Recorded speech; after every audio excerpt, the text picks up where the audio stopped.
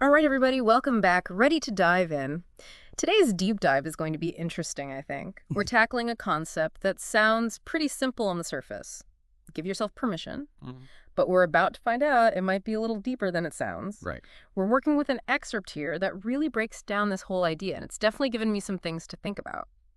So, have you ever felt like you're the one holding yourself back? Oh, yeah, Like there's this invisible wall in your way? Like you should be able to do something, but something is stopping you. for sure. Well, you are not alone. Definitely not.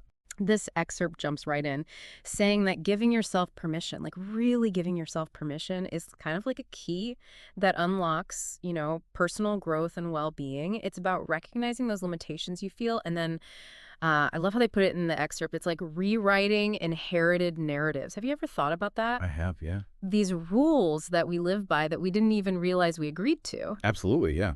This excerpt kind of challenges us to question those. Yeah. Like maybe those stories we tell ourselves, those narratives, they aren't even ours to begin with.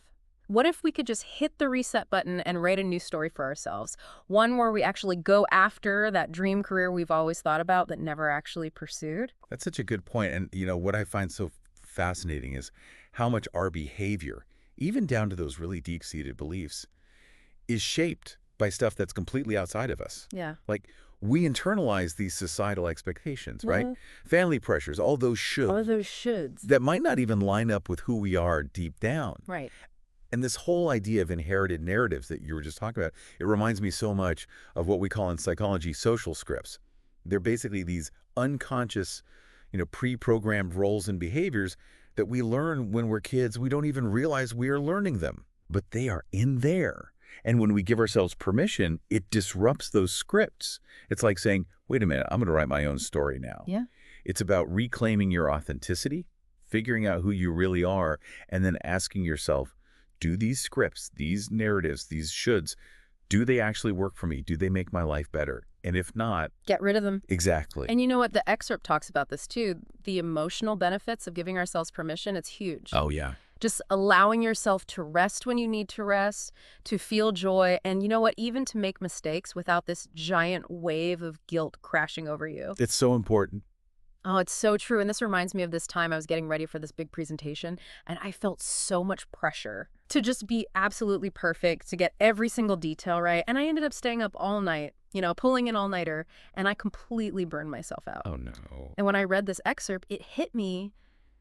I never gave myself permission to just say, hey, it's okay if it's not completely perfect. It's okay to prioritize sleep and sanity over some crazy level of perfection. That is such a common experience, though. Yeah. There's this, I don't know, like this unspoken rule in our culture Mm, that we're only as worthy as we are productive. that's so true. Like we always have to be on. Yeah. But when we connect that back to this idea of giving ourselves permission, allowing ourselves to rest, to actually enjoy what we're doing, that can actually spark so much creativity. Totally. It's not about slacking off. It's about Yeah. being a human. Yeah. The excerpt even mentions this, overcoming that fear of judgment. Mm. Because think about it. What incredible things could you create if you knew it was okay to stumble a little, Mm-hmm. to try something new and have it not work out, Yeah. to even fail spectacularly? Sometimes those are the best lessons. I think so too. Right. Yeah. It's like the possibilities are endless. They really are. And the excerpt doesn't stop at personal growth either. Right. It goes into how this whole permission thing plays out in our relationships too, Yeah, 'cause- especially when we need to set boundaries. Oh, that's a tough one. It is a tough one. Yeah. That whole saying no thing, Yes. which, let's be real, can be really hard sometimes.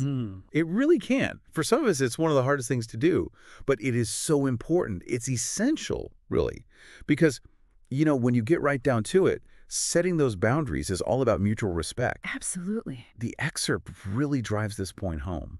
This idea that you have to give yourself permission to speak up about your needs, Yeah. to say no Yeah. when you need to, even when it feels, so uncomfortable. And let's be honest, that's even harder. Mhm. In a world that often tells us, especially us women, that we should be people pleasers, Right. that our worth is tied up in how much we do for others. But Asserting your needs, that's actually what strengthens relationships over time, totally. because it creates space for everybody to be their true selves, and that is how you build real connection.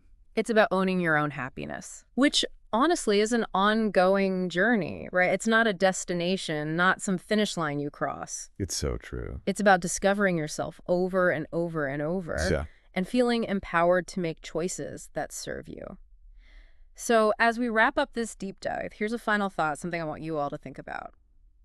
If you really embrace this idea of giving yourself permission in all areas of your life, what would your life look like a year from now? Wow. What would change? That's a great question. I think it would be pretty amazing to see what I happens. think so too. Until next time. Bye, everybody.